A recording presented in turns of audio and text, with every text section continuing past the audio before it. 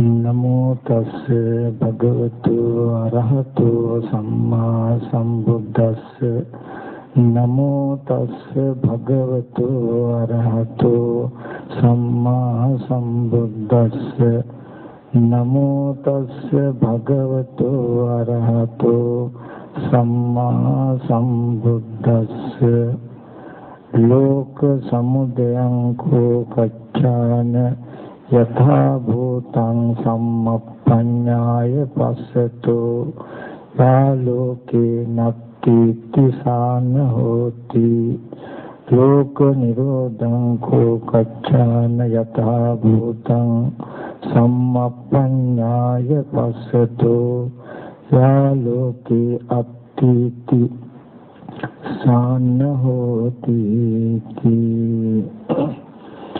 පිටුවත් ගෞරවනීය ස්වාමීන් වහන්සේගෙන් අවසරයි ශ්‍රද්ධා බුද්ධ සම්පන්න කාරුණික පින්වත්නි මේ පින්වත් හැම කෙනෙක්ම දැන් සූදානම් වෙන්නේ ලෝතර බුදුරජාණන් වහන්සේ අපි කෙරෙහි අනුකම්පාවෙන් දේශනා කළ සද්ධර්මයෙන් විදක්ෂෝණය කරන්ට. ඉතින් හැම දිනාටම ඉස්ලාම මතක් කරනවා බොහෝම වමනාවෙන් බොහෝම ඕනකමින් මේ දේශනාව ශ්‍රවණය කරන්ට කියන කාරණාව මතක් කරනවා. මතක් කළා මේ දහම් කරුණු කියලා දෙන්න කලින් මම පුංචි කතාවක් මතක් කරන්නම්. අපේ ගොඩාක් තරුණ පින්වතුන්ත් ඉන්න නිසා මේ කතාව සමහර විට මේ පින්වතුන් මේට පෙර අපේ දේශනා තුළින් අහලා තියෙන්න පුළුවන්.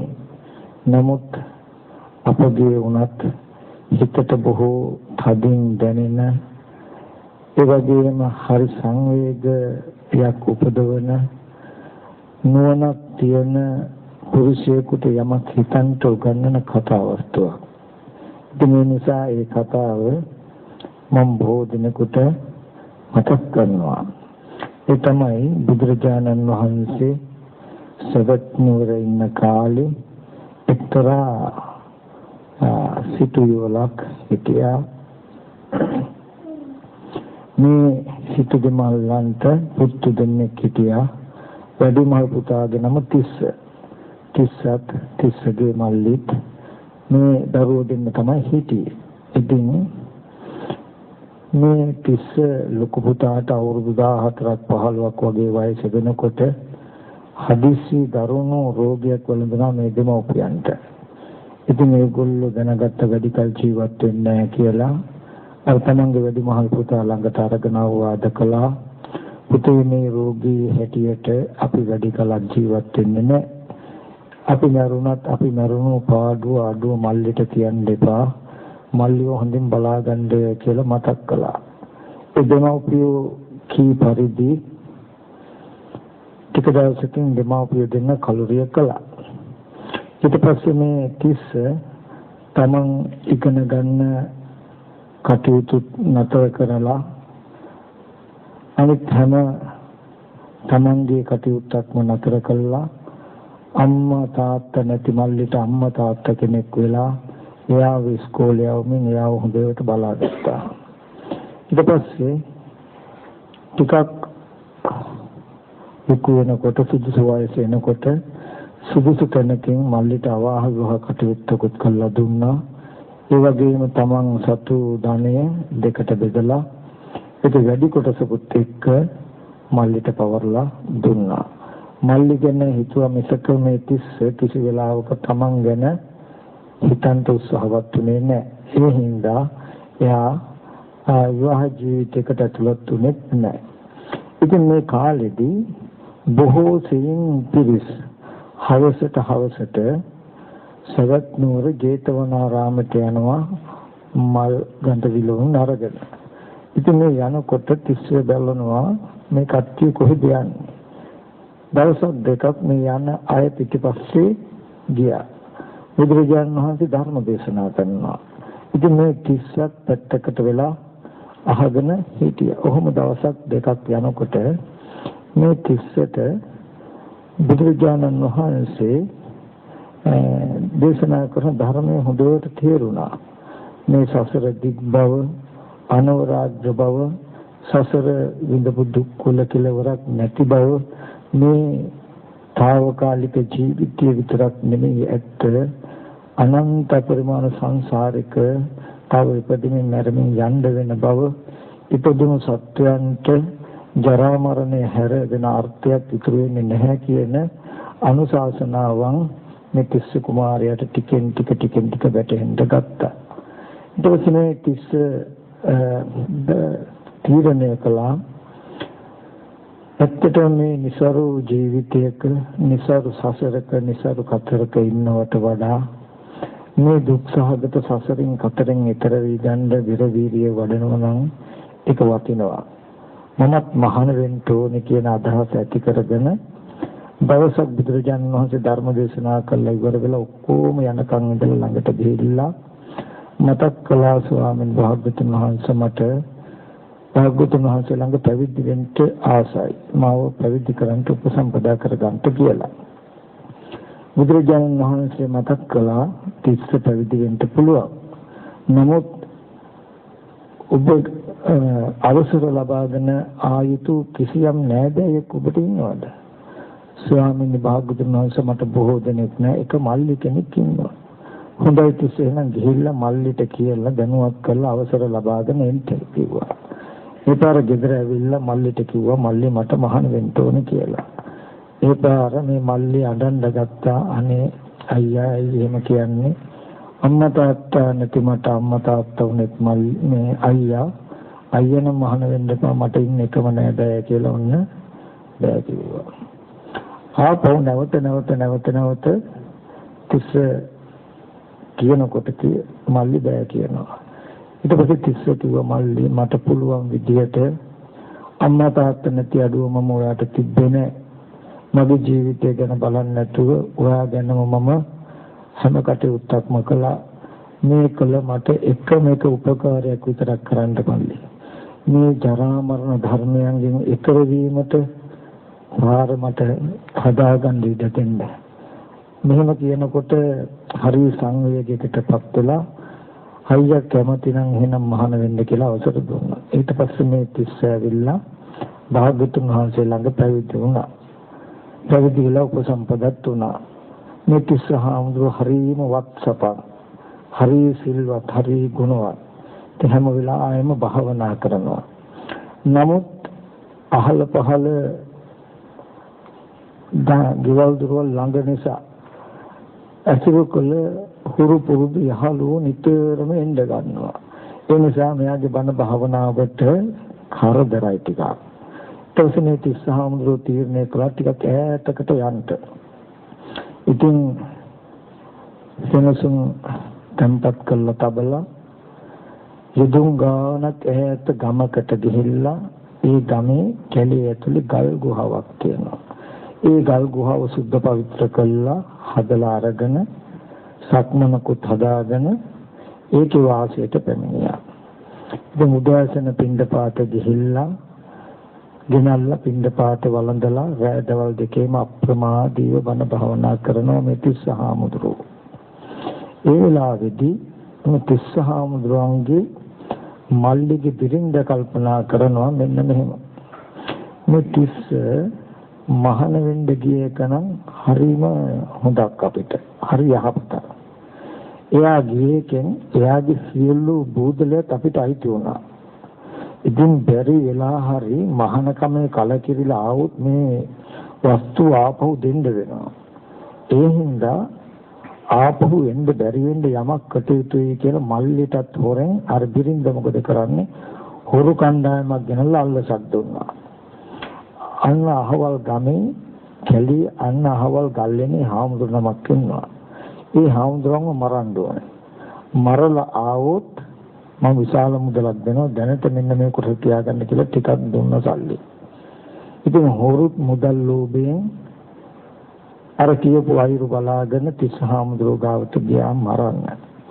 අනේ යනකොට තිස්සහාමුදුරුවෝ සක්මන් මළුවේ සක්මන් භාවනා වේදිලා ඉන්නවා. ඔක්කොම වට කරගත්තාම තිස්සහාමුදුරුවෝ අහන ඇයි උපාසකවරුනි කියලා. අපි ආවේ ඔබ වහන්සේව මරන්න. ඇයි මාව මරන්නේ? වහන්සේ මරුවහම අපිට විශාල ධනයක් ලැබෙනවා.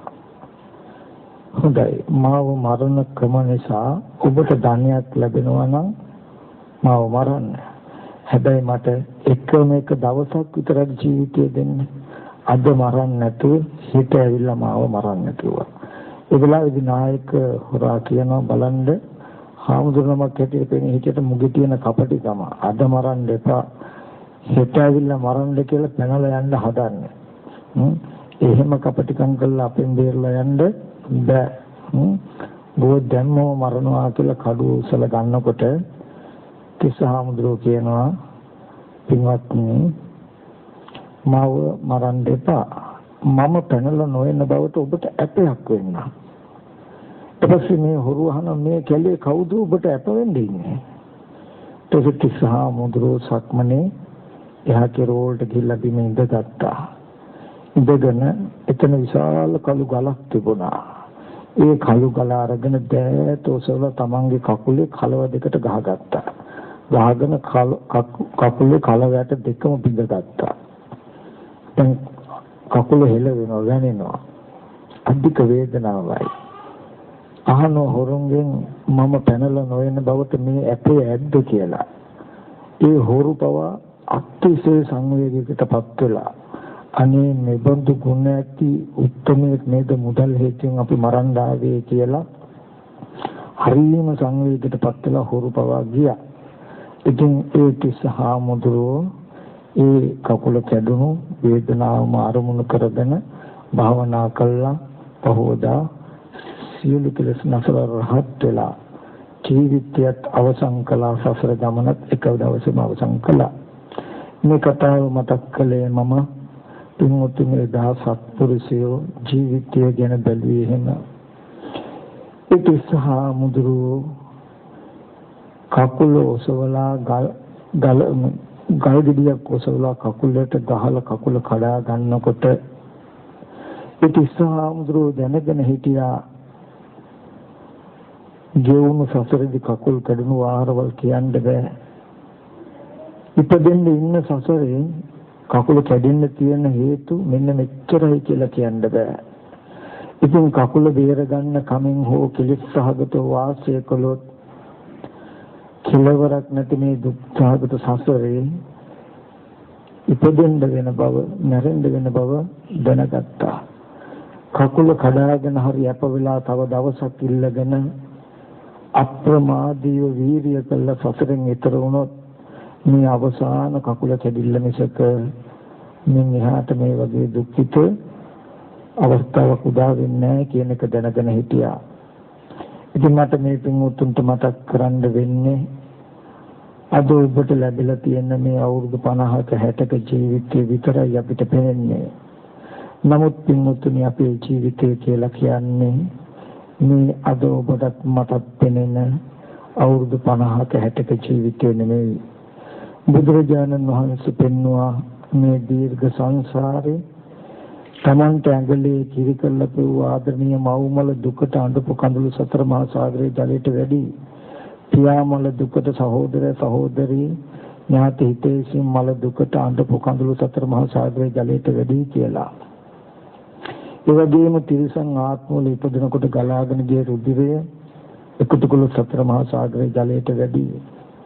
ඒ වගේම මේ සසරේදී එනකොට අස් අන්ධ වෙලා අතපය නැතුව මේ විදිහේ පීඩා විඳින දුක් විඳින ගත කළ ජීවිතය කෙලවරක් නැති බව බුදුරජාණන් වහන්සේ මතක් කළා. ඉතින් සසර මේ තරම් දුක්දායක පරිසරයක් තියෙන බව බුදුරජාණන් වහන්සේ මතක් කළා. නමුත් මුතුනි මේවා ඇහෙනකොට අපිට නම් හිතෙන්නේ මේ ටිකක් බර කළා පෙන්වන්න හදනවා, බය කළා අපිව බය කරන්න හදනවා වගේ කියලා. ඒ යඬපු කඳුළු මොහොතේ වතුරට වඩා වැඩි කිව්වම අපිට හිතෙන්නේ ඒක වෙන්නේ කොහොමද? එච්චර වෙන්න බෑනේ කියලා. බුදුරජාණන් වහන්සේ කියන්නේ කෙනෙක්ව යහපත් මාර්ගයට ගන්නවත් බොරුවක් කියන කෙනෙක් නෙමෙයි. අපි එච්චර සසර දුක් විඳලා තියෙන නිසාමයි බුදුරජාණන් වහන්සේ එහෙම පෙන්වන්නේ. නමුත් භවයෙන් ගහිලා නිසා අපිට පෙනෙන්නේ නැහැ. පින්වතුනි, භව ආවරණයක් ඇති, භව වැස්මක් ඇති, අතීතයේ අපට නොපෙනීම පුදුමයක් නෙමෙයි. භව ආවරණයක් නැති, භව වැස්මක් නැති මේ ජීවිතේ ඔබටත් මටත් ඇස් දෙකට ජීවිතය යථාර්ථය පෙනෙන අරමුණු නොපෙනෙනකොට ඔබ මරණයෙන් පස්සේ නෙමෙයි, අතීතේ නෙමෙයි, මේ ජීවිතේම ඔබත් එක්ක එකට ජීවත් වෙලා යාළු මිත්‍රකමෙන් ඉඳලා දන්න හඳුන කී දෙනෙක් මේ ලෝකේ අතහැරලා ගිහිල්ලා තියෙනවද කියලා බලන්න. ඒ හැමෝම ඔබට කිව්වේ නැද්ද පණිවිඩයක්? මොන තරාතිරමක මොන විදියට හිටියත් මේ ලෝකේ తాවකාලික නවාතනක් මේ තියෙන කිසිම දෙයක් අයිති කරගන්නේ නැතුව හිස් අතින් ආව වගේම යන්න වෙනවා. මේ මන් දිහා බලපල්ලා කියන කතාව කිව්වා. ඒත් අපිට ඒක පේන්නේ නැහැ. ඔබ දන්න, ඔබ දැකලා ඇති, හඳුනන ඕන තරම් ජරා ජීර්ණ ස්වභාවයටපත් වෙලා තමන්ගේ අතපයවත් වළංගු නැතුව මල මුත්‍රා ගොඩේ තමන්ව වැටිලා ඉන්න ජරා ජීර්ණ ස්වභාවයටපත් වෙච්ච අය ඇති. හෙට දවසේදී අද නොවුනත් හෙට දවසේදී ඔබේ ජීවිතයත් මෙන්න මෙහෙම වෙනවා කියන පණිවිඩය අය ඔබට කියනවා, මට කියනවා. ඒත් අපිට ඒක ඇහෙන්නේ නැහනේ. ඒ වගේමයි නොඑක් විදිහේ ලෙඩ රෝග වලටපත් වෙලා දෙදි ගිලන් වෙලා කායික මානසික පීඩාවෙන් පෙළෙන ලෙඩ ඕන තරම් හම්බෙලා ඇති. අනේ මේ තව කෙනෙක් ලෙඩ වෙලා නෙමෙයි, මේ සසරේ ඉන්න මගේම ජීවිත කතාව නේද කියලා අපිට හිතෙන්න නැතුව ඇති. ඉතින් මම මෙතනදි මතක් කරන්නේ අපි හැම කෙනෙක්ම හිතුවේ නැති වුණාට බොහොම නිර්භය සතුටු පහසු පරිසරයක නෙමෙයි අද දවසේදී ඉන්නේ. අපි හැම කෙනෙක්ම ජීවිතයට පිහිටක් පිළිසරණක් හොයමින් ඉන්න අය.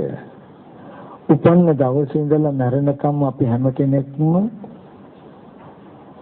ධර්මතා දෙකක් හොයන්නේ. මොකක්ද? සැප සතුට දෙක ළඟා කරගන්න හැම විදිහකටම උත්සාහවත් වෙන්නේ.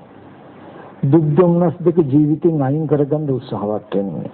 දුක අයින් කරගන්න, සැප ළඟා කරගන්න තමයි හැම ආකාරයකටම මේ ලෝකයේ උත්සාහවත් වෙන්නේ. අපේ ජීවිතයේ හැම ක්‍රියාදාමයක් තුළම, හැම අරමුණක් තුළම, හැම ඉරියව්වක් තුළම අන්තර්ගත ඒක.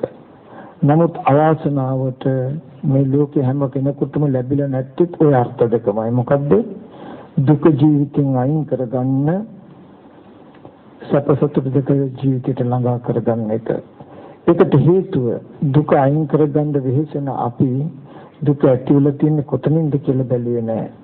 සැප සතුට දෙක ළඟා කරගන්න උත්සාහවත් වෙන අපි සැප සතුට දෙක ලැබෙන නියම ක්‍රමය ප්‍රතිපදාව මොකක්ද කියලා හොයලා නැතුව යමක් කරන්නේ. ඉතින් මේ ජීවිතයක දුක අයින් කරගන්න, සැප ළඟා කරගන්න නියම මාවත පහදලා දෙන්නයි බුදුරජාණන් වහන්සේලා පහළ වුණේ.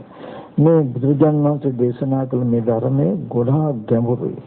ඒ වගේම මතක් කරනවා මේ බුදුරජාණන් වහන්සේ මරණයෙන් පස්සේ ලැබෙන විමුක්තියක් පෙන්වන්නට නෙමෙයි ලෝකෙ පහළ වුණේ.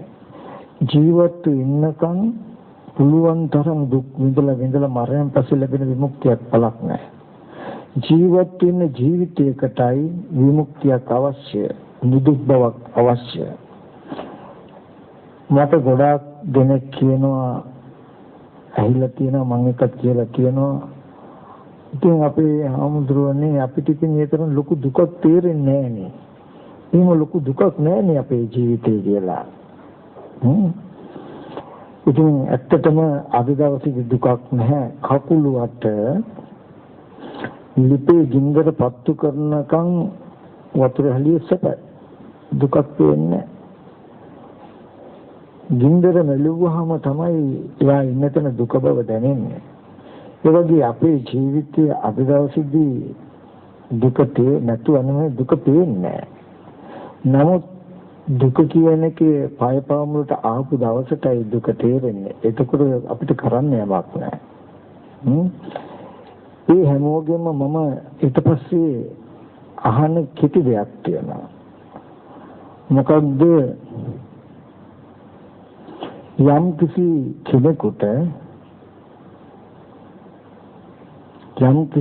කෙනෙකුට වහල් මානසිකත්වයක් නම් පවතින්නේ ඒ වහල් මානසිකත්වයම දුකක්.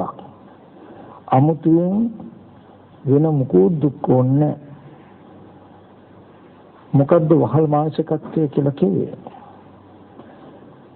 තමන්ට කැමති වෙලාවක කැමති කාලයක් සතුටින් ඉන්න බැරි නම් තමන්ගේ සැප දුක් දෙක තීරණය කරන්නේ අනුන් නම් තමන්ගේ සැප දුක් දෙක තමන්ට ඕන වෙලාවක ලබා ගන්න බැරි තැනක නම් තමන් ඉන්නේ. අන්න ඒකට කියන වහල් මානසිකත්වයක් කියලා. ඒ කිව්වේ මෙතන ඉන්න මේ ඕනම කෙනෙක් බලන්න කවුරු හරි කෙනෙක් ඔයගලන්ට ඕන වෙලාවක බැනගෙන ගියත් ඔයගලන්ගේ හිත රිදෙයිද නැද්ද? හිත රිදෙනවා. හොඳට ප්‍රශංසා කළා ස්තුති කළා කතා කළොත් හිත සතුට වෙනවද නැද්ද? සතුට වෙනවා. ඒ කියන්නේ ඕගොල්ලන්ව දුක් කරන්න පුළුවන්කම සතුට කරන්න පුළුවන්කම අනිත් අයට තියෙනවා. එතකොට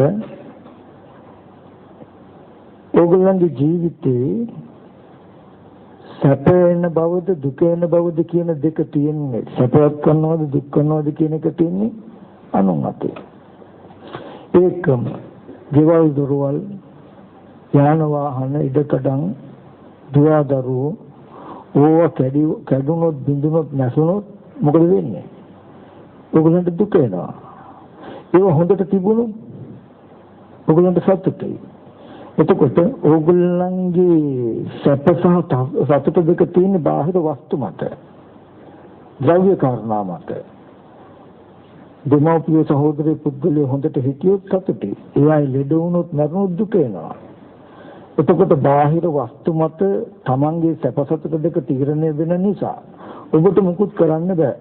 ඔබට හැම වෙලාවෙම බාහිරය සංරක්ෂණය කර ඉන්න වෙනවා. තමන්ට දුක නොවන විදිහට බාහිරය රැකගන්න අතිශය විහසක් දරලා තමයි අද ඕගොල්ලෝ තුල යම් පමණක හෝ සතුටක් සමුනසක් ඇති කරගෙන තියෙනවා. ඒක 1000 කාරණා තියෙන අතර එකක් දෙකක් ලැබුණත් දුක එනවා. ඉතින් තමන්ගේ ජීවිතයේ සැප සතුට දෙක තීරණය කරන්නේ තව කෙනෙක් නම් තව දෙයක් නම් එයාට තියෙන්නේ වහල් මානසිකත්වයක්. ඒ කියන්නේ ඒ දේවල් රකින්න දෙනවා, ඒ දේවල් වලට වැඳගෙන ඉන්න වෙනවා තමන්ගේ සැප සතුට වෙන්නේ. නමුත් බුදුරජාණන් වහන්සේ ලෝකෙ පහළ වුණේ කිසි කෙනෙකුට කිසි දෙයකට ඔබ දුක් කරන්නව සතුට කරන්නවත් බෑ. ඔබ දුක් කරනවද සතුට කරනවද කියන ධර්මතාවයේ තියෙන ඔබ තුලයි. ඔබට ඕන වෙලාවක ඕන තැනක සතුට වෙන්නත් ඕනනම් Taman තුලම දුක උපදවා ගන්නත් පුළුවන් ධර්මතාවය බුදුරජාණන් වහන්සේ පෙන්වනවා. ඉතින් මෙන්න මේ ධර්මතාවය මොන ධර්මතාවයේද? තමන්ගේ සැප සතුට දෙක අනුන් තීරණය කරන මෙන්න මේ වහල් මානසිකත්වයෙන් ඇති දුකක් කොට දකින්න කියන එක මම මතක් කළා හැමෝටම. මේ පිටුමකට මම මතක් කළේ කරන්නේ පුතේ ඕගොල්ලෝ හරි වාසනාවන්තයි මේ බුද්ධෝත්පාද කාලයක මනුස්ස ජීවිතයක් ලැබලා සද්ධර්මික කියන වටපිටාවක අපි උපන්නේ. අපිට ඒකාන්තයෙන් සසරෙන් ඈතර වෙන්න පුළුවන්. හැබැයි ගොඩාක් දක්ෂ වෙන්නට ඕනේ, බුද්ධිමත් වෙන්නට ඕනේ. ඉතින් මම ගොඩාක්ම වටිනා දහම් කරුණු ටිකක් මේ මොහොතේදී ඔයගලන්ට කියලා දෙනවා. මේ ටික ගොඩාක් ගැඹුරුයි. නමුත් හොඳ වමනාවෙන් අහන්න. හොඳ වමනාවෙන් හිතේ ධාරණය කරගන්න. ඒකාන්තයෙන් ඒ දර්ශනය ඔයගලන්ගේ ජීවිතවල නිවීම හදලා දෙනවා, මිදීම හදලා දෙනවා. ඒ ටිකේ වටිනාකම තේරෙන්න අවශ්‍ය පසුබිම තමයි මම පොඩ්ඩක් මතක් කළේ. දැන් මම පොඩ්ඩක් මේ බුදුරජාණන් වහන්සේ අපි තුලම නිවීම හදාගන්න, අපි තුලම මිදීම හදාගන්න පුළුවන් ආකාරයට අපි කෙරෙහි අනුකම්පාවෙන් දේශනා කළ ඒ දර්ශනය මොකක්ද කියලා මම පොඩ්ඩක් හැදිරි කරලා දෙන්නම්. බුදුරජාණන් වහන්සේ දිනක් කච්චායන කියන ආමුදුරන්ට මතක් කරනවා, කච්චායන මේ ලෝකේ ඇති වෙන හැටි, මේ ලෝකයේ කියලා යමක් තියෙනම් මේ ලෝකයේ ඇති වෙන හැටි යම් කිසි කෙනෙක් නුවණින් දකිනවා නම් එයා ලෝකය කියලා එකක් නැහැ කියලා කියන්නේ. මේ ලෝකය නිරුද්ධ වෙන හැටි, මේ ලෝකයේ නැති වෙන හැටි යම් කිසි කෙනෙක් නුවණින් දකිනවා නම් එයා ලෝකයේ තියෙනවා කියලා කියන්නේ. බොහෝ සෙයින්ම කච්චායන මේ ලෝකයා ඇත්ත සහ නැත කියන අන්ත දෙක ඇසුරු කරනවා. බුදුරජාණන් වහන්සේ ඒ අන්ත දෙකට නොපැමිණ මධ්‍යම ප්‍රතිපදාවෙන් තමයි සම්බුද්ධත්වයටපත් උනේ කියලා පෙන්නලා මේ ලෝකයේ ඇත සහ ලෝකයේ නැත කියන අන්ත දෙක ඇසුරු කරන්නේ නැතුව ලෝකයේ ඇති වෙන හැටි හා නැති වෙන හැටි බුදුරජාණන් වහන්සේ පෙන්නනවා. ඒ ටික අපි ඉස්සෙල්ලා බලමු. එතකොට ඉස්සෙල්ලා අපි ලෝකය කියන එක තේරුම් ගමු. මොකක්ද ලෝකය කියලා කියන්නේ? චුට්ටක්වත් අපි කෘත්‍රිම වෙන්න හොඳ නැහැ. මේ බණක් හොයන්න යනවා නෙමෙයි. බණක් අහන්න යනවා නෙමෙයි. තව ධර්ම දේශනාවක සම්බන්ධ වෙනවා නෙමෙයි. අපි නොදන්න, අපි නොදැක්ක අපේ ජීවිතේම පෙන්වන කැඩපතක් විය යුතුයි මේ අවස්ථාව. ඔබට ඔබව පෙන්වන වචන ටිකක් විය යුතුයි මේ දේශනාව. එහෙම නැත්නම් මේ ස්වාමීන් වහන්සේගේ බණක් අහනවා එහෙම නෙමෙයි. බුදුරජාණන් වහන්සේ කළ දේශනාවක් අහනවා නෙමෙයි වෙන්නට ඕනේ. මේ වචන කණ්ණාඩියකට උපමා කරලා තබා ගන්න. මේ කියන දෙයක් ගානේ ඔබ තුල වෙනවද මෙහෙම සිද්ධියක් කියන එක බලන්න ඔබ. එහෙම වුණොත් තමයි ඔබට ධර්මය දකින්න පුළුවන්. එහෙම වුණොත් තමයි හරියට ඔබ ඒක දැක්කොත් තමයි ඔබට බය නැතුව සුවක්ඛාතෝ භගවතා ධම්මෝ කියලා කියන්න පුළුවන්. භාග්‍යවතුන් වහන්සේ ධර්මය මනාවකට දේශනා කරනවා කියලා කියන්න පුළුවන්. මම ඔකට කියන්නේ ධර්ම ශ්‍රවණය කරනවා කියන එක තව පැත්තකින් සාත්‍රයක් අහන වගේ වැඩක් කියලා. ඒකී සාත්‍රයක් අහන්න අපි ගියොත් ඒ සාත්‍රය හරියට කියවුණාද නැද්ද කියන එක අපි තෝරගන්නේ කොහොමද? සාත්‍රකාරයා කියන වචනයක් ගානේ අපි අපිට ආදේශ කරගෙන බලනවා. බැලුවාම ගැළපෙන්නේ නැත්නම් අපි කියනවා හරියට කියවුනේ නැහැ. ගැළපුණා නම් හරියට කියවුණා කියනවා. ඒ කියන්නේ සාත්‍රය හන්ද ගියාම ඔබේ ගෙදර කාමර මෙච්චරක් තියනවා නේද? ඔබේ ගේ ඉස්සරහ ගහක් තියනවා නේද? ඔබේ ගෙදර ගේ පිටිපස්සේ ආන් අහවලට ලිඩක් තියනවා නේද කියලා විස්තර කිව්වෝ අපි. ඔය කියන එක ඕගොල්ලන්ගේ පෙනෙනකොට කියන එක ඒ විදිහටම තියනවා කියලා දකිනකොට මොකද කියන්නේ? හරියට කිව්වා කියලා කියනවා. එයා කියන එක සිහි කරගන්න හදනකොට ඕගොල්ලන්ට එහෙම එකක් පේන්නේ නැති වුණා.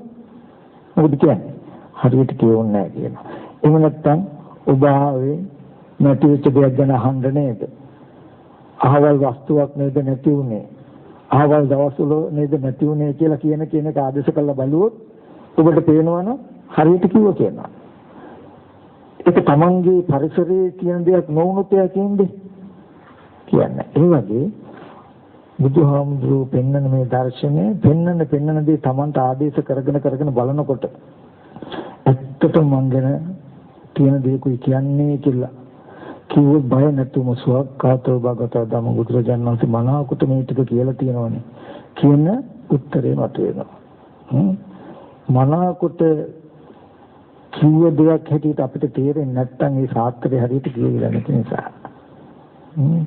ඒ හින්දා හොඳට මේ දේශනාවන් එකක් ගන්න බලන්න. දැන් ලෝකය ඇති වෙච්ච හැටි හා නැති වෙච්ච හැටි අපි බලන්න යන්නේ. එහෙනම් අපි හඳුනා ගන්න ඕනේ ඉස්සෙල්ලා ලෝකය කියන්නේ මොකක්ද කියලා. ලෝකය කියලා කියන්නේ ඔගොල්ලෝ කොටම තම තමන්ගේ ශරීරයේ මේ මම කියලා පෙනෙනවා. මේ මම ඉන්නේ කියලා තේරෙනවා. ඒ මම ලෙඩ වෙන්න පුළුවන්. මම මහලු වෙන්න පුළුවන්. මම මැරෙන්න පුළුවන් කෙනෙක්. ඊට පස්සේ මේ තව සත්‍ය පුද්ගලයෝ ඉන්නවා. ඒ අතර අපේ අම්මා ඉන්නවා, තාත්තා ඉන්නවා, අයියලා ඉන්නවා, නංගිලා ඉන්නවා, මල්ලිලා ඉන්නවා, සහෝදර ඥාති හිතයිසින් ඉන්නවා කියලා අපිට තේරෙනවා. එතකොට අපිට ගෙවල් තියෙනවා, වාහන තියෙනවා, බොහෝ දේවල් තියෙනවා කියලා මේ පෙනෙන කම තියෙනවනේ. මෙන්න මේ පෙනෙන කමට කියනවා ලෝකේ කියලා. මේ ඇතුළත තමන් ඉන්නකොට තමන් වටාවේ මෙහෙම දේවල් තියෙනකොට ඔය අතර નિરાයාසයෙන්ම තියෙන තමන් කැමති ප්‍රියමනාප දේවල්. ඊට පස්සේ ඔය අතර තියෙන තමන් අකමැති අප්‍රිය අමනාප දේවල්. ඒ ප්‍රියමනාප දේවල් තමන්ගෙන් ඉවතට යනකොට ප්‍රිය විප්‍රයෝග දුක්ඛයක් එනවාමයි.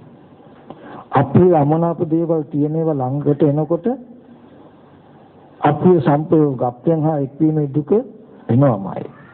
මේ ලෝකයේ කියන එක තුල හැම වෙලාවෙම ජාති ජරා මරණ ශෝක පරිදේව දුක් දුම්නස් ප්‍රිය විප්‍රයෝග දුක්ඛ අප්‍රිය සංපයෝග දුක්ඛෙම මේ ධර්මතාවයන්ගෙන් යුක්තයි. එතකොට දැන් මෙතන තියෙන වටිනාම දේ තමයි මෙන්න මේ ලෝකය අපිට ලෝකයක් හම්බ වෙනවා. මේ ලෝකය ගැන මනාකොට දන්නේ නැති කෙනා ලෝකය කියලා දෙයක් නැහැ කියනවා. අපි කියමු බණ භාවනා කරන්න කියලා ගියොත්.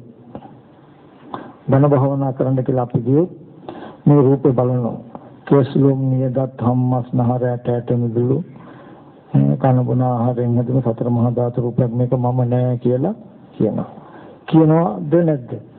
කියනවා. සත්‍ය පුද්ගලයා කියනවා. එතකොට මේ සතර මහා ධාතුයෙන් හැදුණු කන බොන ආහාරයෙන් යුක්ත රූප ටිකක් මෙතන සත්‍ය පුද්ගලෙක් නෑ කියලා බලනවා.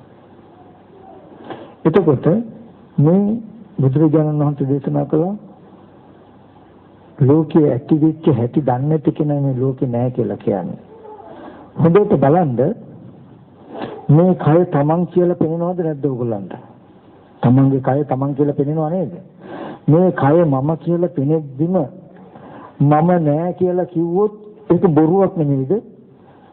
මේ මම ඉන්නවා කියලා තේරෙනවා නම් මේ මම කියලා පෙනෙනවා නම් මමයි ඉඳගන්නේ මමයි හිටගන්නේ මමයි ඇවිදින්නේ මම කතා කරන්නේ මම වැඩට යන්නේ කියලා මේ ධර්මතාවයක් පෙනෙද්දී මම නෑ කියලා කියන එක බොරුවක් නෙමෙයිද මුසාවක් නෙමෙයිද? ඒක බොරු කළ නිවන් දකින්න පුළුවන්.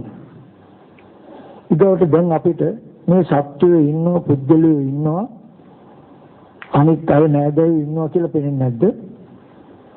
මේ සත්‍යයේ පුද්ගලයෝ ඉන්නවා කියලා අපිට පේනදී සත්‍යයක් නෑ පුද්ගලයෙක් නෑ කියලා කිව්වොත් ඒක බොරු කිරීමක් නෙමෙයිද? මෙතනදී අපි කටයුතු හොඳම දේ මොකක්ද කියලා ඕගොල්ලෝ කියන්නේ. මේ මම ඉන්නවා කියලා පෙනෙද්දිත් මම නෑ කියන එකද සත්‍ය පුද්ගලයෝ හැටියට පෙනෙද්දි සත්‍ය පුද්ගලයෝ නෑ කියන එකද? එහෙම නැත්තම් මේ කය මම කියලා පෙනෙන්නේ මොකක් නිසාද? මම නෑ නෙමෙයි මේ කය මම කියලා පෙනෙනවා නම් මේ පෙනීම ඇති වෙන්නේ කුමක් නිසාද? මේ සත්‍ය පුද්ගලයා කියලා පෙනෙනවා නම් මේ සත්‍ය පුද්ගලයා කියලා පෙනෙනකම ඇති වෙලා තියෙන කුමක් නිසාද? මම ඉන්නවා කියන එක පෙනෙනකම සත්‍ය පුද්ගලයා ඉන්නවා කියලා දැනෙනකම ඇති උනේ කුමක් නිසාද කියලා හොයන එකද නිවැරදි නැහැ කියලා නිකන් ඉන්න එකද නිවැරදි? කියලා මම කියන්නේ. ඒකම මතක් කළේ මම නෑ සත්‍ය පුද්ගලෙක් නෑ කියලා කිව්වොත් දුක්ඛ සත්‍යකුත් නෑ. ඒ මම ඉන්න හින්දා නේද මම ලෙඩ වෙනවා මම මහලු වෙනවා මම මැරෙනවා කියලා තමන්ට ජාති දුක ජරා දුක මරණ දුක තියෙන්නේ. තේසන් සත්තානං තම්මේ සත්ත්‍නිකාය ජාති සංජාති කියලා සත්‍ය පුද්ගලයෝ ඉන්න නිසා නේද ජාති ජරා මරණ දුක් තියෙන්නේ. ඉතින් සත්‍යයක් නැතිනම් පුද්ගලයෙක් නැත්තම් මම නැත්තම් දුක්ඛ සත්‍ය කියලා එකක් තියෙයිද? එහෙනම් පිළිසින්ට අතින් දුක් සත්‍යකුත් නැති වෙනවා. මෙතනදී මම මේ කාරණා ටිකම ඕගලන්ට මතක් කරන් දෙන්නේ ගොඩාක් වටිනා ටිකක්. ඒ කියන්නේ බුදුරජාණන් වහන්සේ මේ ලෝකේ හැම කෙනෙකුටම වඩා අත්‍ය විශිෂ්ට වටිනා දර්ශනයක් වෙනවා. ඒ තමයි දැන් මේ මම ඉන්නවා කියලා තේරෙනකොට තව සත්‍ය පුද්ගලයෝ ඉන්නවා කියලා තේරෙනකොට මේ ලෝකයට වෙන්නේ ඕක ඇත්ත වෙනවා. ඊට පස්සේ මම දුක් විඳිනකමත් තේරෙනවා. අනිත් සත්‍ය දුක් විඳිනකමත් තේරෙනවා. තේරිලා ඒ මම දුකෙන් මිදෙන්න වෑයම් කරනවා. අනිත් සත්‍ය පුද්ගලයෝ දුක් විඳිනවට අකමැති වෙනවා. එතකොට අපි දුක ඇත්ත කරගෙන ඉන්නේ. දුක ඇත්ත වෙලා ඉන්නේ. නමුත් බුදුරජාණන් වහන්සේ පෙන්වන්නේ ඒක නෙමෙයි. අනිත් පැත්ත. මොකද තේරෙන්නේ නැත්නම් අනිත් වෙන විදිහකට කියන්නම්. ඒ කියන්නේ අපිට හිතෙන්නේ මේ මම ඉන්නවා කියලා, මේ සත්‍ය පුද්ගලයෝ ඉන්නවා කියලා. ඒ ඉන්න සත්‍ය ගැන අපිට අදහසකුත් තියෙනවා. ඒ මම මේක පෙර කොහේ හරි ඉන්න ඇති. මොකෙක් හරි වෙලා ඉන්න ඇති. ඒ කර්ම කළා තමයි මේ ආවේ. ආයෙත් මැරිලා මම කොහේ හරි ගිහිල්ලා උපදී කියලා මං ගැන මින්මක් තියෙනවා. මේ සත්‍ය පුද්ගලයා ගැන මින්මක් තියෙනවා. මේ සත්‍ය කොහේ හරි ඈතක ඉඳලා කර්මානුරූප මෙතන ඉපදින්න ඇති. ආයෙත් මරණයෙන් පස්සේ වෙන කොහේ හරි යයි කියන අදහසක් තියෙනවා. ඔන්නෝයි සත්‍ය පුද්ගල භාවය ඇත්ත වෙලා පූර්වාන්තයට අපරාන්තයට දුවන කම නිසායි දුකෙන් මිදෙන්නේ නැත්තේ. බුදුරජාණන් වහන්සේ පෙන්වුවා මේ සත්‍ය පුද්ගල ලෝකය ඇති වෙච්ච හැටි දන්නේ නැති හින්දා ඒගොල්ලෝ පෙරපසු පූර්ව අපරාන්තයට දුවන්නේ. යම් කිසි කෙනෙක් මේ චතුරාර්ය සත්‍ය මේ ලෝකේ ඇති වෙන හා නැති වෙන හැටි දකිනවා නම් කිසි වෙලාවක පෙරපසු දුවන්නේ නැහැ කියලා. ඒකෙදි මම මතක් කළේ බුදුරජාණන් වහන්සේ පෙන්වන්නේ මෙන්න මේ වගේ දර්ශනයක්. චක්කුම් පටිච්ච රූපේච උපදිච්ච චක්කු විඥානං තින්නං සංගති පස්සෝ පස්සපච්ච වේදනා වේදනා පච්ච තණ්හා තණ්හා පච්ච උපාදාන උපාදාන පච්ච භව. මේ ටික මම ලියලා දෙන්නම්. මෙන්න මෙහෙමයි ලෝකේ ඇති උනේ කියලා. ඒ කියන්නේ ඔබත් මමත් ඉපදිනකොට උප්පත්ති වශයෙන් මේ ලෝකෙට පැමිණෙනකොට ඇහැ කන දිව නාසය ශරීරය මනස කියන මේ ආයතන 6 ඇතුළු උපන්නා. මේ ආයතන 6 කියන්නේ තව සත්‍ය පුද්ගලයෙකුගේ ඇහැ නෙමෙයි. ඒ කියන්නේ එදා ඇහැ කන දිව නාසය ශරීරයට අයිතිකාරියෙක් හිටියේ නෑ. මේ මගේ ඇහැ මගේ කන මගේ දිව නාසය කියලා හිතන්න පුළුවන් මට්ටමේ ආයතන ටිකක් නෙමෙයි තිබුණේ. ඒ ස්පර්ශ ආයතන 6 සත්‍ය පුද්ගලයෙ හිටියේ නෑ. කන බොන ආහාරයෙන් හැදුණු රූපයක්, ස්පර්ශ ප්‍රත්‍යයෙන් හටගත් වේදනා සංඥා චේතනා ටිකක්, නාම රූප ප්‍රත්‍යයෙන් හටගත් විඥානයක් කියන ස්කන්ධ ටිකක්. ඒ කියන්නේ පෙනෙන බවක් තිබුණා, ඇහෙන බවක් තිබුණා. හිස් ඉදමක් විතරයි තිබුණේ. කිසිවක් වගා නොකළ හිස් ඉදමක්. උබඳු වූ ආයතන ටිකට වර්තමාන කෙලස් ටිකක් තණ්හා උපාදාන කියන කෙලස් ටිකක් එකතු වෙලයි ඔබට මේ ලෝකේ හැදුනේ කියන එක පෙන්වනවා. මම ඒක තේරෙන විදිහකට මතක් කළොත් අපිට ඇහැට පෙනෙන තැනක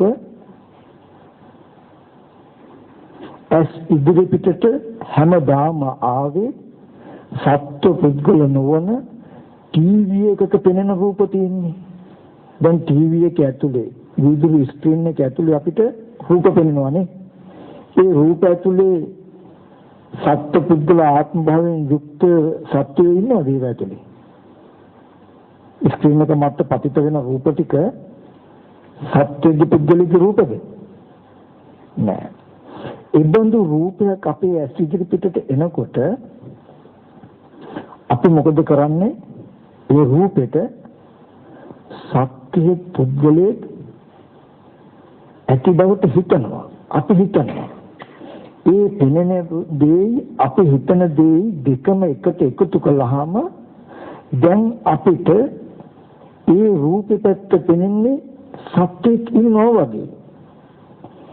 මේකෙන් පෙන්වන්නේ බුදුරජාණන් වහන්සේ මේ සත්‍ය පුද්ගලයේ ඉන්නවා කියලා ඔබටයි පෙනෙන්නේ කියන එක. මෙන්න මේ කාරණාව ගන්න. දැන් මේ කය මම කියලා තමන්ට ගත්තාම මේ කය මම කියලා ඔබටයි දැනෙන්නේ. මේ තව සත්‍ය පුද්ගලයේ ඉන්නවා කියලා ඔබටයි පෙනෙන්නේ. මේ සත්‍ය පුද්ගලයේ ඉන්නවා කියලා ඔබට පෙනෙන පෙනීම ඔබ උපත්ති වශයෙන් අරගෙන ආවේ නැහැ. උපත්ති වශයෙන් අරගෙන ආවේ මේ රූපයක් පෙනෙනවා කියන සිද්ධාන්තය විතරයි. ওই පෙනෙන රූපේ ඇත්ත නොදන්නාකම නිසා සත්‍ය පුද්ගල භාවයට ඔබ හිතුවාම දැන් ඔබට සත්‍ය පුද්ගලය වගේ පෙනෙනවා. මේ සත්‍ය පුද්ගලය කියලා ඔබටයි පෙනෙන්නේ. මේ පංච උපාදානස්කන්ධ ලෝකය කියලා කියන්නේ බාහිර තියෙන දෙයක් නෙමෙයි. මේ කය මම කියලා කෙනාට ඔබටයි පෙනෙන්නේ. ඔබෙන් ඇහුවොත් ලෝකේ කියන්නේ මොකක්ද කියලා මේ තව සත්‍යයෝ ඉන්නවා පුද්ගලයෝ ඉන්නවා මේ මම ඉන්නවා කියලා කියයි. ඇත්ත. ඔබ කියන්නේ ඔබේ අත්දැකීම. ඔබට පෙනෙන දේ. හැබැයි බුදුහාමුදුරුවෝ මේ හැම සිද්ධියකම පෙන්නේ ඔබ ඔය විස්තර කරන්නේ ඔබට පෙනෙන දේ. ඔබට ඔහොම දෙයක් පෙනෙන්න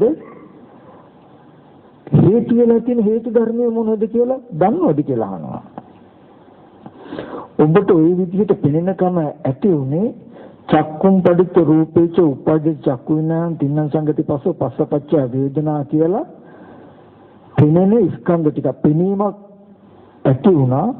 පෙනෙන දෙයට තණ්හා උපාදාන කියන ගති ටිකක් යෙදුණා. මෙන්න මේ විපාක ස්කන්ධ ටිකට ප්‍රතිසන්දි විපාක ස්කන්ධ ටිකට කෙලස් ටිකක් එකතු කළ ටික විතරයි ඔබ කළේ. දැන් ඔබට පෙනෙන්නේ ඔබේ කර්මයට විපාකයක් හැටියට මේ දේවල් සත්‍ය පුද්ගලය කියලා. ඒක නම් උපමාවක් හැටියට ගත්තොත් ඔබේ අම්මා ඔබේ අප්පච්චි ඔබට අම්මා අප්පච්චි මිසක මට අම්මා අප්පච්චි නෙමෙයි. ඔබ ඒ රූපය විපරිණාම වෙනකොට මගේ අම්මා මරුණා මගේ තාත්තා මරුණා කියලා ඔබ අඬනවා. මොකද ඔබට පෙනෙන්නේ මගේ අම්මා තාත්තා වගේ. ඔබටයි පෙනෙන්නේ මගේ අම්මා කියලා. ඔබටයි පෙනෙන්නේ මගේ තාත්තා කියලා. එතකොට ඒ ඔබට එහෙම පෙනෙන නිසා ඒ රූපය විපරිණාම වෙනකොට ඔබ මව්මල දුක විඳින්නේ. ඔබ පියාමල දුක විඳින්නේ. අනිත් අයට එහෙම පෙනෙන්නේ නැති හින්දා ඒ රූපය විපරිණාම වුණාට අනිත් අය මව්මල දුක විඳිනවද? පියාමල දුක විඳිනවද? නෑ. ලෝකේ කියලා කියන්නේ අපිට පෙනිලා අපි විඳින විදිය. ඔබටයි මේ රූපයේ සහෝදරය හැටියට යම් රූපයක් සහෝදරය හැටියට පෙනෙන්නේ ඔබටයි පෙනෙන්නේ. එතකොට අපි කියමු ඔබටයි මේ රූපය අම්මා හැටියට පෙනෙන්නේ. ඒක ඔප්පෙලා පෙනෙනවා මටවත් අල්ලපු ගෙදර කෙනාටවත් අල්ලපු ගමේ කෙනාටවත් ඒ රූපය අම්මා හැටියට පෙනෙන්නේ නැහැ. ඒ රූපේ විපරිණාම වෙච්ච දවසට ප්‍රිය විප්‍රයෝග දුක්ඛ විඳින්නේ ඔබ. මව්මල දුක විඳින්නේ ඔබ.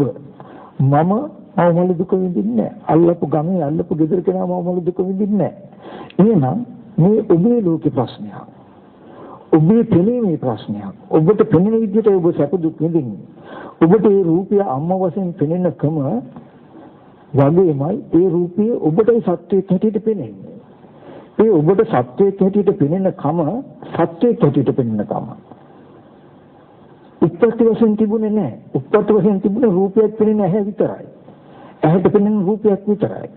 ඒ රූපයට මේ සත්‍යයක්නේ මේ පුද්ගලයෙක්නේ මේ මගේ අම්මානේ කියන අදහස විතරයි ඔබ ලැබුවේ.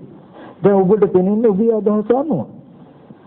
අපි කියමු දැන් අම්මා කියන තැන ඒ රූපයේ තියෙන තැන ඔබට නම් සත්‍යයක් පුද්ගලයෙක් කියලා පෙනෙන්නේ. ඔබ යම් වෙලාවක දැක්කොත් ලෝකෙ දැක්කා. මේ අම්මා කියලා මට පෙනෙනවා. මේ අම්මා කියලා මට පෙනෙන නිසායි මේ රූපේ විපරිණාම වෙන දවසට මට මවමල දුක විඳින්න වෙන්නේ. ඒ දුක විඳින්න වෙන්නේ මට අම්මා කියලා පෙනෙන නිසා. ඒ පෙනෙනකම තමන් දන්නවා මට අම්මා කියලා පෙනෙන්නේ. ඒ රූපය අම්මා නෙමෙයි. ඒ රූපය අම්මා කියලා මට පෙනෙනවා. උදාහරණයක් ගන්න හොඳට. ටීවී එකේ තියෙන රූපේ මිනිස්සෙක් කියලා මට පෙනෙනවා. ටීවී එකේ රූපේ කෙනෙක් නෙමෙයි. හැබැයි ඒ රූපේ කෙනෙක් කියලා මට පෙනෙනවා. ඒ මට පෙනෙන හින්දා මට දුක් වෙන්න පුළුවන්. ඒ ටීවී එක දිහා බලාගෙන අනේ මිනිහා මරුණු දුක, ලෙඩ වෙච්ච දුක, මහලු වෙච්ච දුක, මිනිස්සෙකුට අසාධාරණ වෙච්ච දුක, සාධාරණ වෙච්ච සතුට මට විඳින්න පුළුවන්. ස්ක්‍රීන් එක පැත්තේ හිස් ශුන්‍යතාවය.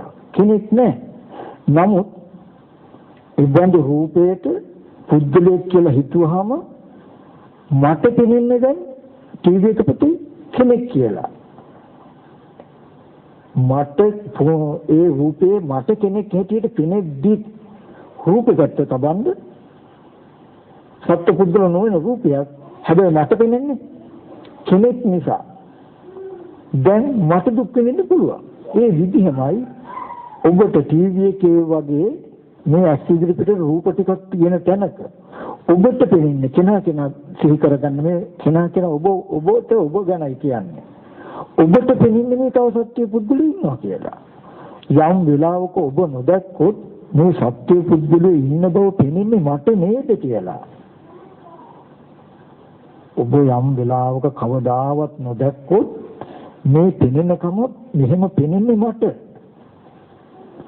කියලා දැක්කේ නැත්තම් ඔබට හිතෙන්නේ මේ සත්‍යය ඉන්නවමයි කියලා.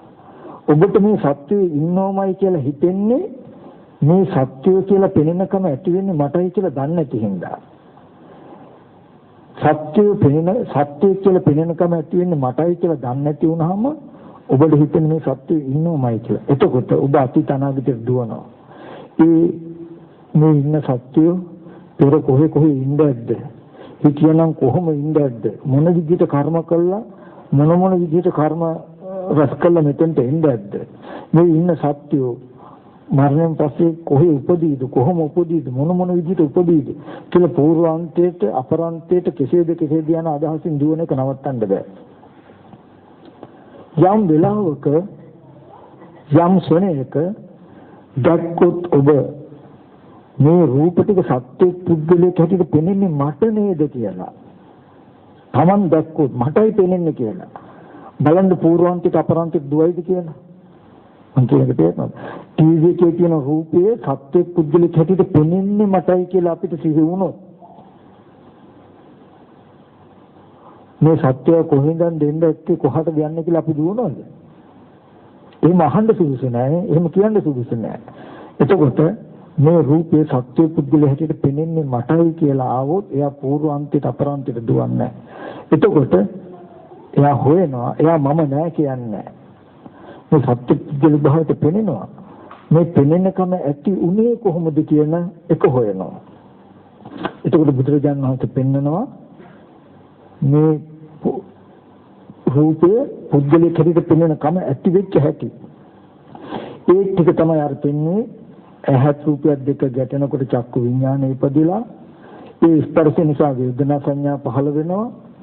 ඒ වේදනා සංඥාවන්ට සත්පුද්ගල භාවයෙන් හිතනවා. ඒ කියන්නේ ඒ වේදනාව වර්ණය තණ්හාව ඇති වෙන විදිහට උපාදානය කියන්නේ සත්පුද්ගල දෘෂ්ටි ඇති වෙන විදිහට හිතනවා.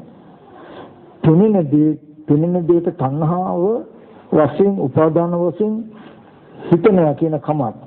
ඔය දෙක එකට එකතු වුණාම ඔබට හැදෙන භවය කියන්නේ මේ රූප පෙනෙන්නේ දැන් සත්‍යය වගේ පුද්ගලය වගේ.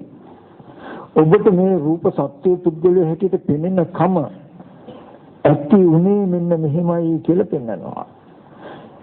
මේ පෙනෙන ඇහෙන දෙයට තණ්හා උපාදාන කියන ගති දෙක එකතු කරන තාක් සත්‍ය පුද්ගලය හැටියට පෙනෙනවා කියන ධර්මතාවය නිර්මාණය වෙනවා කියලා දකින හින්දා සත්‍ය පුද්ගලය නෑ කියන්නේ. මේක ගැඹුරු නම් පොඩි හාමුදුරුවෝ ඔය ටිකම ලස්සනට ටික ඔයගොල්ලන්ට විස්තර කළ දෙයි මේකත් වඩා.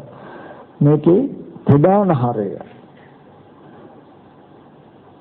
පෙනෙන, ඇහෙන, ගඳ සුවඳ දැනෙන මේ ආයතන ටික තුල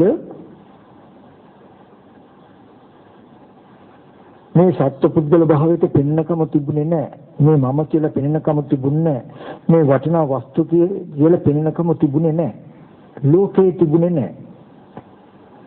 ඒ පෙනෙන ඇහෙන ධර්මතා ටිකට තණ්හා උපාදාන කියන ගති දෙක විතරයි. එතකොට උපාදාන කියනකොට කාම උපාදාන කියන්නේ කැමැත්තෙන් බලනවා. අත්වාද උපාදාන කියන්නේ සත්‍යයක් හැටියට හිතනවා. ditthිය උපාදාන කියන්නේ ආත්මයක් හැටියට හිතනවා. පෙනෙන ඇහෙන දෙයට කෙලස් ටිකක් විතරයි එකතු කළේ. දැන් ඔබටයි පෙනෙන්නේ මේ ලෝකය සත්‍යයක් පුද්ගලික හැටියට. යම් විලාක මේක හරි ගැඹුරුයි. නමුත් ඒකාන්ත කොට සියලු දුක් නිවෙන එකම දර්ශනය මේ. යම් වෙලාවක ඔබටයි මේ මටයි මේ සත්‍ය හැටියට පෙනෙන්නේ කියන එකම තැන දැක්කොත් ඒ පෙනෙන දේ ඇති උනේ කොහොමද කියලා හේතු ටික පෙනෙනවා. මේ සත්ව පුද්ගලයෝ ඉන්නවා කියලා පෙනෙනකම ඇති වෙන්නේ මට නේද කියලා නොදැක්කොත් ඒකම පූර්වාන්තයට අපරාන්තයට දික්ටි සහගතව දිවෙනවා. ඒ කියන්නේ මටයි මේ පුද්ගලයෙක් හැටියට පෙනෙන්නේ, ඒ කියන්නේ මේ රූපය අම්මා හැටියට පෙනෙන්නේ මට කියන එක දැක්කේ නැති වුණොත් ඒ අම්මා වෙනවා අපිට. අම්මා සසර මොනවම කොහේ හරි ඉඳලා මොන හරි කර්ම කළා මෙතෙන්ට එන්න ඇති කියලායි අපි හිතන්නේ. අපේ අම්මත් කුසල කර්ම කළා මතු ප්‍රතිසන්දි වශයෙන් යයි කියලායි හිතන්නේ. නමුත් බුදුරජාණන් වහන්සේ පෙන්වුවේ අම්මා කියලා මට නම් පෙනෙන්නේ. අම්මා කියලා මේ රූපය අම්මා කියලා මට පෙනෙන හින්දානේ අම්මා ලෙඩ වෙච්ච නිසා, මහලු වෙච්ච නිසා, මැරිච්ච නිසා දුක එන්නේ. එතකොට අම්මා කියන එක මට නම් පෙනෙන්නේ දෘෂ්ටිය, පුද්ගල භාවයේ, සත්ව භාවයේ මට නම් දැනෙන්නේ. එහෙනම් අතීතයේ සත්‍යයේ කීටි හෝ අනාගත සත්‍ය ගියා කියන කාරණාවක් विद्यमान වෙන්නේ නැහැ. එපමණකින් මේ අන්ත දෙක අතහැරෙනවා. අපි තව පැත්තකින් ගත්තොත් නිල් පාට කණ්ණාඩියක් දාගෙන බැලුවොත් නිල් පාටට මට මේ මේසෙ පේනවා. එතකොට අපි දන්නවා සුදු රෙද්ද දැන් නිල් පාටට පෙනෙන්නේ මට නිල් පාටට පෙනුණා කියලා මේ කියන රෙදිකඩ හැමෝටම නිල් පාටට පෙනෙනවා යන ධර්මතාවයක් නැහැ. ඇයි මම මේ දාගත්ත කණ්ණාඩියෙන් බලන නිසා මට මේ පාටට පෙනෙන්නේ. ඒ වගේ මම දෘෂ්ටි සහගත සිතකින් බලන නිසා මේ රූපේ මට සත්‍ය වගේ පෙනෙන්නේ. කෙනාට හැමෝටම වෙලා තියෙන්නේ. මට සත්‍ය වගේ පෙවුනට රූපේ සැබෑ පසුබිම කනබුන ආහාරයෙන් හැදුණු පටවියාපෝ තේජෝ වායු කියන සතර මහා ධාතුන් යුක්ත අනාත්ම රූපයක්. නමුත් මම සැප දුක් විඳින්නේ මට පේන හැටියට. දැන් නිල් පාට රූපයක් දැකලා තමයි මට සතුට වෙන්න පුළුවන්කම තියෙන්නේ. ඒ වගේ මට දරුවගේ මූණ බලලා, දෙමව්පියන්ගේ මූණ බලලා, සහෝදරයන්ගේ මූණ බලලා තමයි මට සතුට වෙන්න පුළුවන්. ඒ වගේමයි ඒ අය නැති වෙනකොට මට දුක් වෙන්නත් පුළුවන්. මේ දෙමව්පිය සහෝදරයන්ගේ මූණ බලලා සතුට වෙනකම, දෙමව්පියන්ගේ සහෝදරයන්ගේ මූණ බල දුක් වෙන්න පුළුවන් කම දෙක මම උපත්ති වශයෙන් එනකොට අරගෙන ආවේ නැහැ. මරණකොට අරගෙන යන්නේ. දැන් පෙනෙන ඇහෙන දෙයට කෙලස් ටිකක් එකතු කළායි මම මේ ලෝකේ හදාගෙන තියෙන්නේ. ඔබ යම් වෙලාවක මට පැහැදිලි කරලා දෙන්න ඕනේ මෙච්චරමයි. අපි මේ ටික නොදක්කොත් මේ විදිහට ලෝකේ පෙනෙන කම පංච උපාදාන ස්කන්ධ ලෝකයේ කියන එක ඔබයි ඔබේ තුල හදාගත්තේ, මමයි මා තුල හදාගත්තේ කියන එක නොදක්කොත් අපිට ඇත්ත ඇත්තටම මේ ඔක්කොම ඉන්න සත්‍යය වෙනවා. ඇත්තටම මේ මම වෙනවා. එතකොට පෙර පසු දෙපැත්තට දුවනවා. මෙතනදී එක කාරණාවක් මතක් කරන්නේ මොකද්ද? ඔබටයි මේ කය මම කියලා පෙනෙන්නේ, ඔබටයි මේ රූප තව සත්‍ය පුද්ගලයෙක් කියලා පෙනෙන්නේ. ඔය පෙනෙන මට්ටම මතයි ඔබ දුක් විඳින්නේ. එතකොට ඔය පෙනෙන කම පෙනෙන හැම දෙයක කෙලස් ටිකක් එකතු වුණාම මේ කය මම කියලා පෙනෙන කම හැදෙන නිසා, මේ සත්‍ය පුද්ගලය කියන ධර්මය හැදෙන නිසා ලෝකයේ කියලා දෙයක් නැහැ කියන්නේ.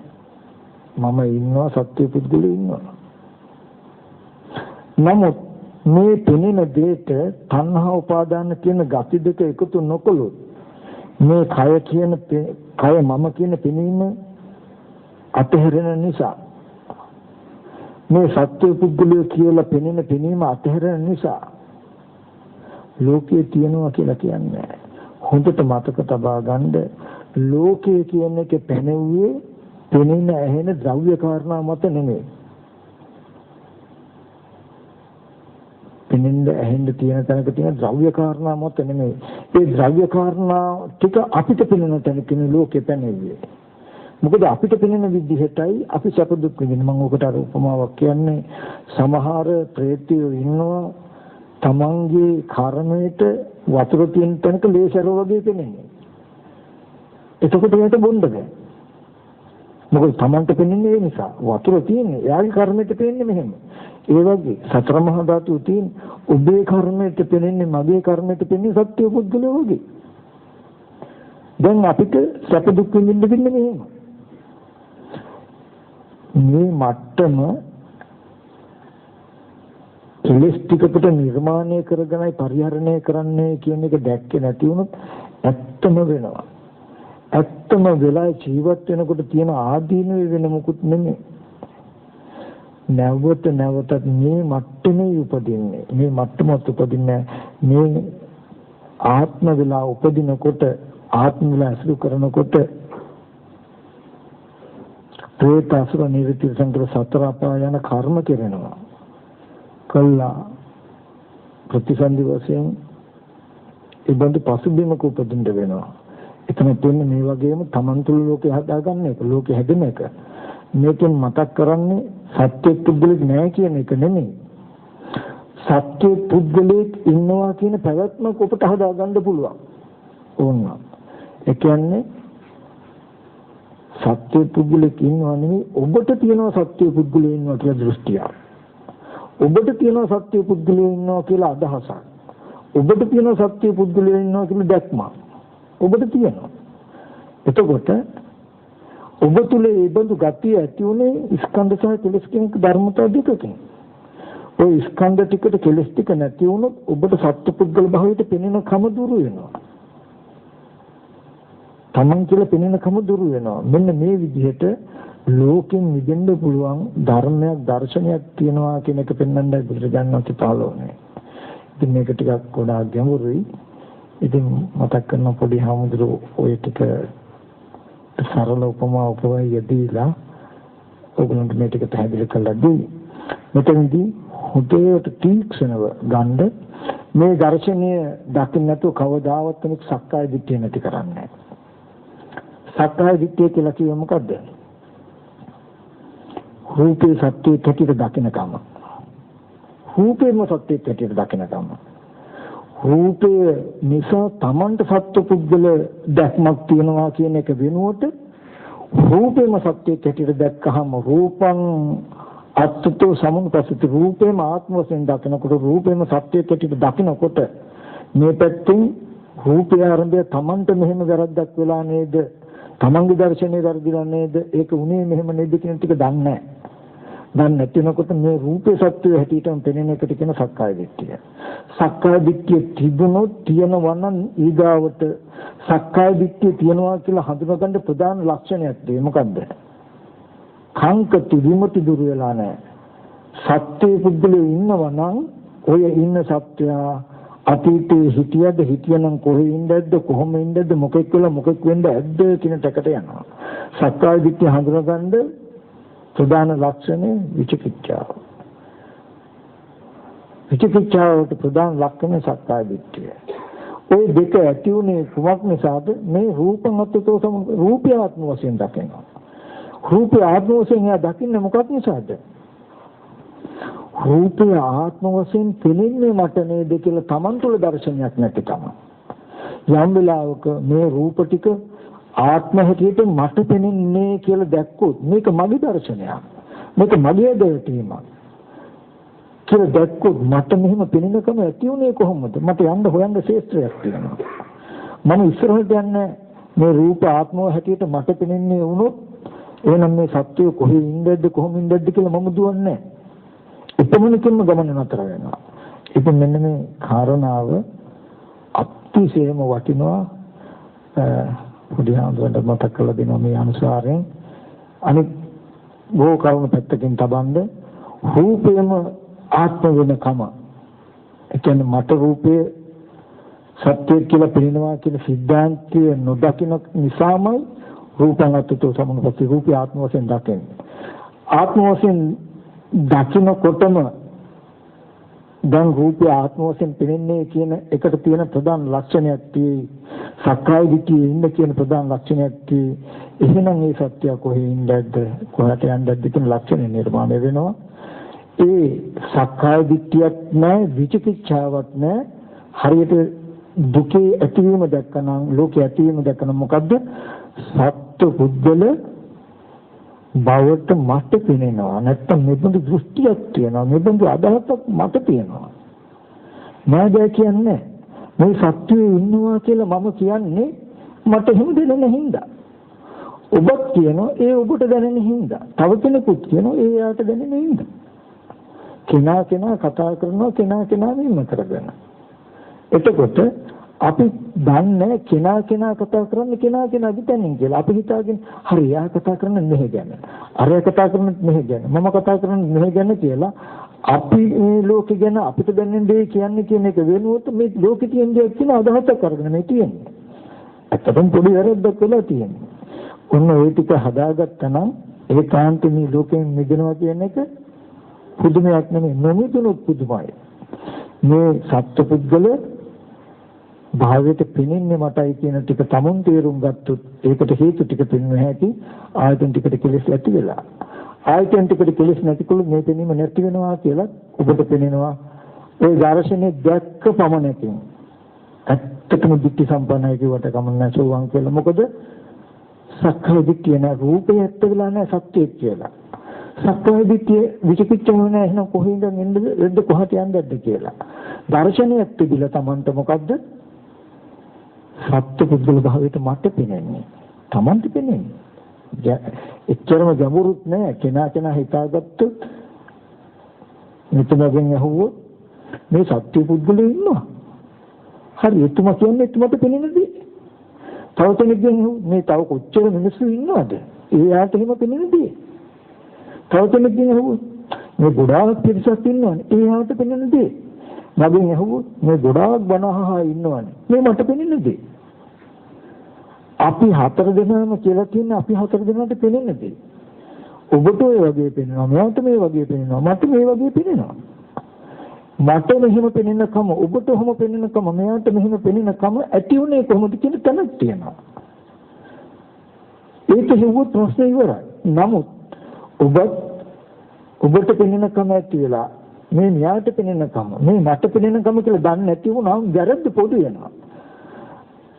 මට සත්‍ය වගේ පෙනෙන්නේ කියන එක දන්නේ නැතිවම සත්‍ය වගේ පෙනෙන එක ඇත්ත වෙලා ඕ මේ සත්‍යය.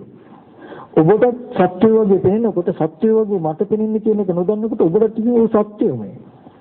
ඔබට තියෙන සත්‍යයමයි. ඔබට තියෙන සත්‍ය දැන් හතර දෙනාම මම මාව හැරලා ඕගොල්ලෝ තුන් දෙනා එක්ක සත්‍ය විතරක් දක්වනවා. ඔයාව හැරලා මාවයි මේ අනිත් ඒවායි සත්‍ය විතරක් දක්වනවා. අනිත් කෙනා යාව හැරලා මේ ඔක්කොම සත්‍ය විතරක් දක්වනවා. මේක දෘෂ්ටියෙන් ගන්න. ඒකට සත්‍ය දෘෂ්ටිය කියලා කියන්නේ. එදක්නම එපමණකින්ම ලෝක නිර්මාණය වුණා. එපමණකින්ම ජරා මරණ දුක ජීවිතය වුණා. එපමණකින්ම කෙලවරක් නැති අනවරත් සංසාරට යනවා. මේ මටයි පෙනෙන්නේ කියලා දැක්කොත් ඒ දර්ශනේ පමණකින්ම සක්කාය දිට්ඨියක් ඉවරයි. විචිකිච්ඡාවත් ඉවරයි. සීල වෘත සමාදන් කරනවා කියන එකක් නැහැ. මම ඇත්ත වෙලා මම ජරා මරණ දුක් විඳින්නෙක් වෙලා ඒ දුකෙන් නිදහස් වෙන්න මම සීල් සමාදන් වෙනවා නම් මම සීලබත පරමාසයෙන් යුක්තයි. නමුත් මම ඇත්ත වෙන්න ඉස්සෙල්ලා මම දුකෙන් මිදෙන්න හිතෙන්නේ මොකද්ද? මට මේ මම කියලා පෙනෙන කම ඇති වෙලා කියන එක දැකී මම දුකෙන් මිදෙන්න යන ප්‍රතිපදාවක් රකින්න එක අවසන් වෙනවා. මේක ටිකක් ගැඹුරු සිද්ධිය. ඉතින් මගේ බෙහෙත් ටික ගන්න කාලේ හරි ඇති. පොඩි හාමුදුරන් මතක් කරනවා මේ ටික පැහැදිලි කරලා දෙන්න. මම දකිනවා මේ දර්ශනය විතර දර්ශනයක් මේ මුළු තුන් ලෝකෙවත් ඉතුරු වෙන්නේ නැති. මේ තුන් ලෝකෙවත් නැහැ. මේ දර්ශනය ඔබට නොතේරුනොත් අද පසුත වෙන්න එපා, අතහරින්නත් එපා. නොතේරෙනවා කියලා අතහරින්න එපා. නොතේරෙනදී තේරුම් ගන්න උත්සාහවත් වෙන ආරම්භක දවස කරගන්න. මට නොතේරුණාට දැනගන්න ඉතුරු වෙච්ච දෙයක් තියෙනවා කියන තැනින් පටන් ගන්න. මට 100 ලක්ෂ වාරයක් විශ්වාසයි ඔබ මේ දර්ශනය අතුනහර ආවොත් ඒකාන්ත මේ ජීවිතයේදී අනුපාදා පරිනිර්වාණයටපත් වෙනවා. ඒ නිසා නොතේරුණත් මගේ පුතේ ඔයගලන්ට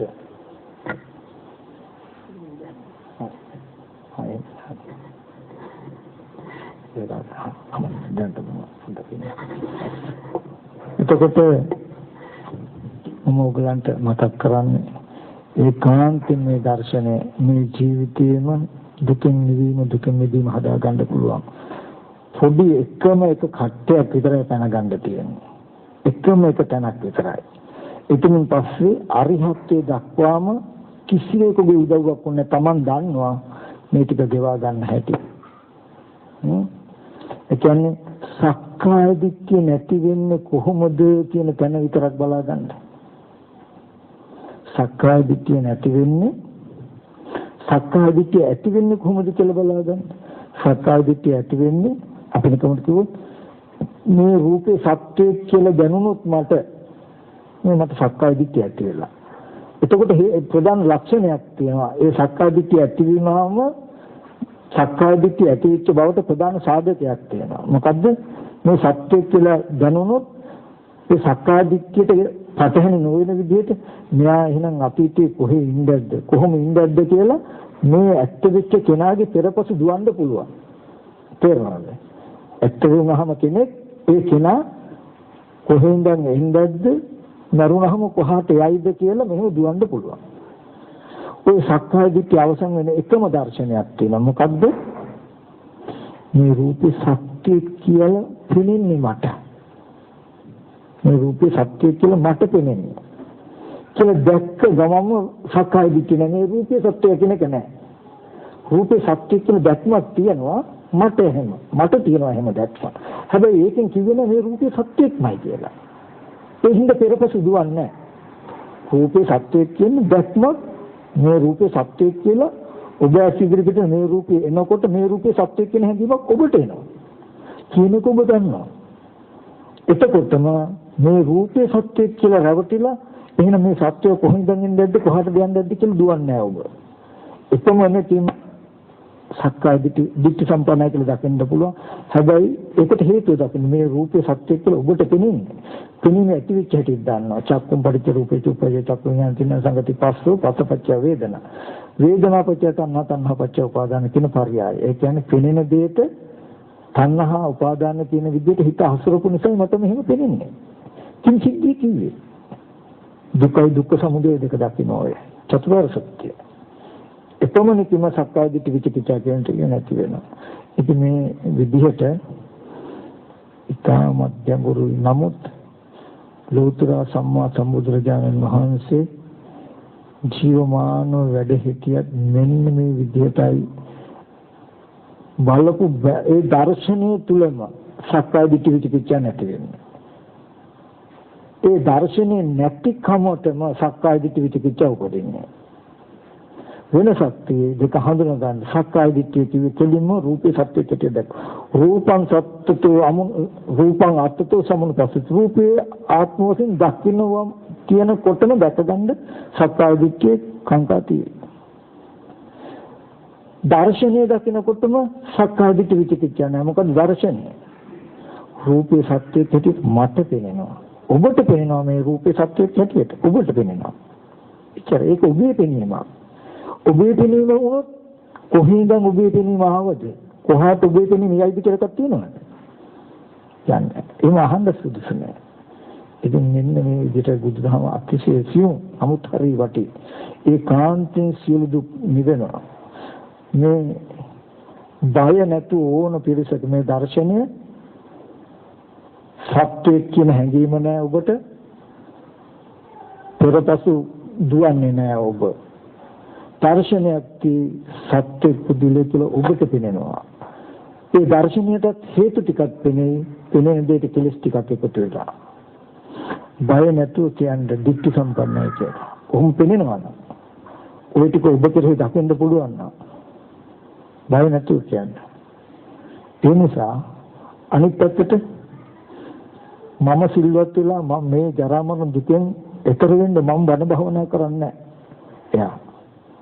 මම වීර්යය කරන්නේ නැහැ. සිල්පත පරමාසය නැහැ යාට. ඒ මෙහෙම බලනකොට මේ කය මම වගේ නම් පෙනෙන්නේ.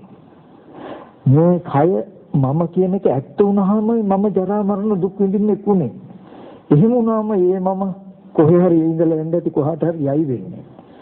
ඉතින් ඔබට දර්ශනයක් උපන්න මේ කය මම කියලා පෙනෙනවා.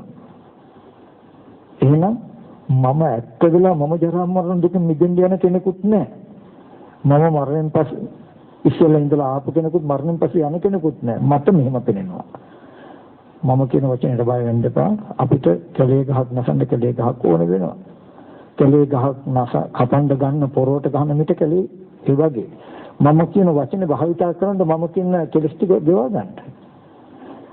මට මේ කය මම කියලා පෙනෙනවා. කිව්වහම මේ කය මම කියලා පෙනෙන එක ඔබේ දෝෂයක්. ඔබේ තුල සිද්ධියක්. එහෙනම් මම ඇත්ත වෙලා දුක් විඳින කෙනෙක්වත් කොහෙවත් ඉඳලා ආපු කෙනෙක්වත් කොහාටවත් යන කෙනෙක්වත් නෙමෙයි මම කියලා පෙනෙනවා. මම කියලා පෙනෙන කම ඇති වෙන්නේ කොහොමද? කියන ටික බලාගන්න